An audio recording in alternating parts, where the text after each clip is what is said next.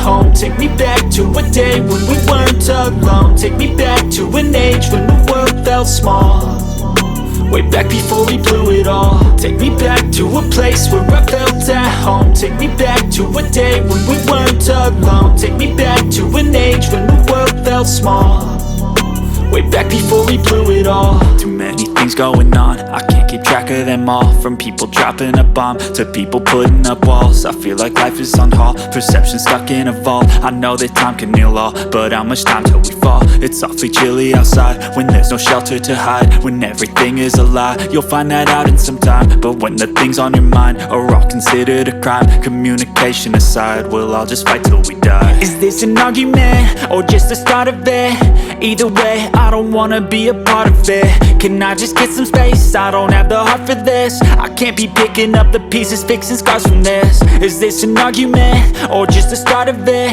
I wanna drive away so I can be so far from it.